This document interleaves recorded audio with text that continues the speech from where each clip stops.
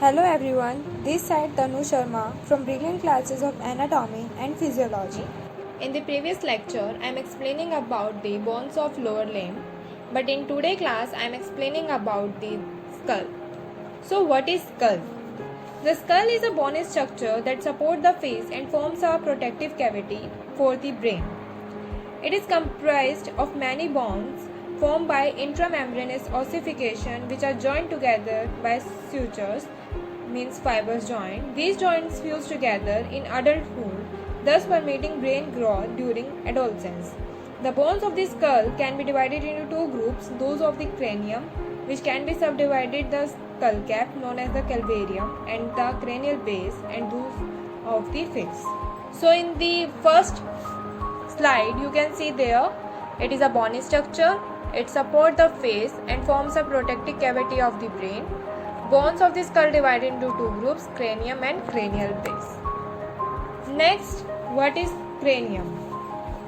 The cranium, also known as the neurocranium, is formed by the superior aspect of the skull. It encloses and protects the brain, meninges and cerebral vasculature. So you can see in this slide also.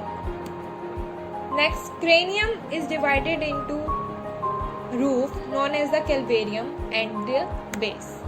Now cranium is divided into calvarium and cranial base, so I am explaining about it. Calvarium comprised of the frontal occipital and two parietal bones. Next is cranial base, comprised of 6 bones: the frontal, sphenoid, ethmoid, occipital, parietal and temporal bones. These bones are important as they provide an articulation point for the first cerebral vertebra, means atlas, as well as the facial bones and the mandible, means jaw. Now I am explaining about the anterior cranial fossa. So it's included bones, foramina, and there are some other features. So right now the anterior cranial fossa, bones, orbital plate of the frontal bone, lesser wing of the sphenoid. So you can see in the image. Next is foramina. In the cribriform plate, olfactory nerve. Next is optic canal, optic nerve and ophthalmic artery. Next is other features. The orbital plate of the frontal forms the roof of the orbit. Lateral to the optic canals are the anterior clinoid processes. The boundary between the anterior and medial canal fossa is the sharp posterior edge of the lesser wing of the sphenoid. So you can see in the image of the cranial fossa, anterior cranial fossa, here is the lesser wing is pointed. Next, middle cranial fossa. First is bones, greater wing of the sphenoid, you can see in the image. Next is temporal bone. Next is foramina. Superior orbital feature means frontal, lacrimal and nasoclinimal branches of trigeminal nerve, oculomotor, trochlear and abundance nerves, ophthalmic veins. Alright.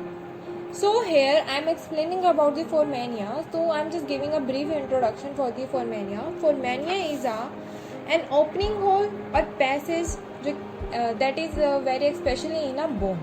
That's why here the word we are used foramina. Next, foramina rotundum, maxillary branch of trigeminal nerve, foramen ovule, mandibular branch of trigeminal nerve, you can see in the image. Next, foramen spinosum, middle meningeal artery, foramen lacerum, intral carotid artery through upper openings. Next, there are some other features. The superior orbital feature is between the greater and lesser wing of the sphenoid. In the middle line is the body of the sphenoid with the sella turcica on its upper aspect. It contains the sphenoidal air sinus. Third, the foramen lacerum is the gap between the apex of the petrous temporal and the body of the sphenoid. The boundary between the middle and the posterior canal fossa is the sharp upper border of the petrous temporal bone. Next is posterior cranial fossa. Now here the bones is petrous temporal, means posterior surface. Next is occipital. Then talking about the foramina, foramen magnum, lower part of the medulla, vertebral arteries and spinal accessory nerve. Next, internal auditory matters, facial and vestibular cochlear nerves, internal auditory artery. Jugular foramen, glossopharyngeal, vagus and SST nerves, internal jugular vein. Hypoglossal canal, hypoglossal nerve. Next, other features. The jugular foramen is a gap between the occipital and patellar temporal bones. The inner surface of the occipital is marked by deep grooves for the transverse and sigmoid venous sinuses. They lead down to the jugular foramen. Next, you can see in the image, there is the squamous part first, second is petrous part, third is internal ossetic matrix, fourth is foramen magnum, fifth is internal occipital crest, sixth is transverse sinus groove. Next, on the seventh part, foramen lacrum.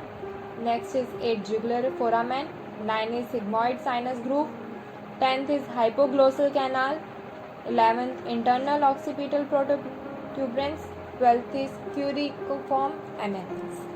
So you can see in the image very clearly. Next, we are talking about the cranial bones. So cranial bones के क्या है features? I am explaining about it here. First is frontal bone. The frontal bone is one of the major cranial bones. It comprises of the forehead, squama frontalis, and the upper orbit of the eye, pars or tabelis. The front of the top of the head roughly covers the frontal lobes of the brain. Next is sphenoid bones. There are two sphenoid bones. Each is situated behind the eyes at the base of the skull in front of the temporals. Because of the way it is shaped and situated, the sphenoid bone has contact with all the other cranial bones. Next, ethmoid bones. The ethmoid bone differs from the other bone in the cranium in that it is a spongy bone opposed to a hard bone. The name derives from the Greek ethmos means safe and divides the nasal cavity from the brain. Next, occipital bone. The occipital bone forms the back of the skull and the base of the cranium. The bone is pierced by a large oval hole, the foramen magnum.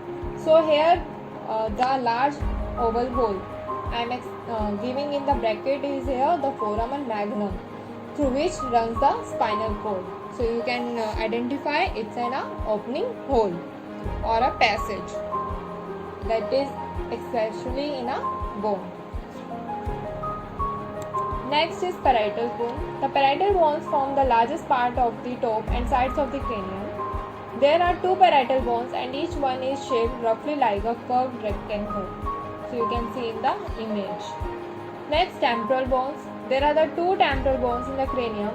Each support part of the face known as the temple. The temporal bones are crucial in the anatomy of the ear. Next is facial bone. So facial bones included zygomatic bone, nasal bone, lacrimal bone, invertebrate, boomer bone, mandible bone, maxilla bone. Next is sutures of the skull. Sutures are the type of a fibrous joint that are unique to the skull. They are immovable and fuse completely around the age of 20. Sutures are of clinical importance as they can be points of potential weakness in both childhood and adulthood. The main sutures in adulthood are cornal sutures, which fuses the frontal bone with the two parietal bones. Second is sagittal suture, which fuses both parietal bones to each other. Third is lambdoid suture, which fuses the occipital bone to the parietal bones.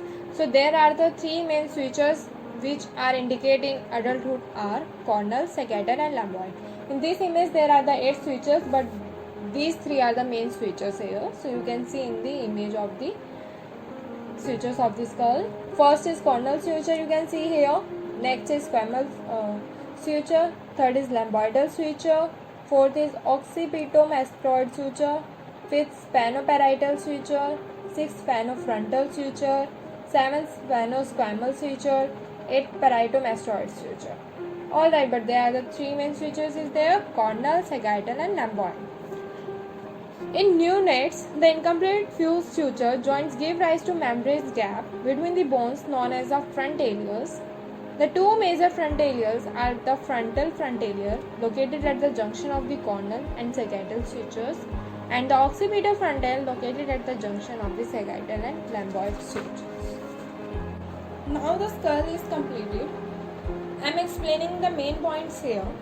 If you want to know very more about the skull, so you can please comment me on the comment box. I will make more expandable videos on the topics. But right, I am just giving the main brief points about the anatomy here. Alright, it is very helpful for your medical entrance exams also, because there are some basic points you have to be clear about it. That's which very helpful in your cracking the entrance exams. So if you guys like my videos, so you can please comment, share, like and subscribe my channel. Thank you so much.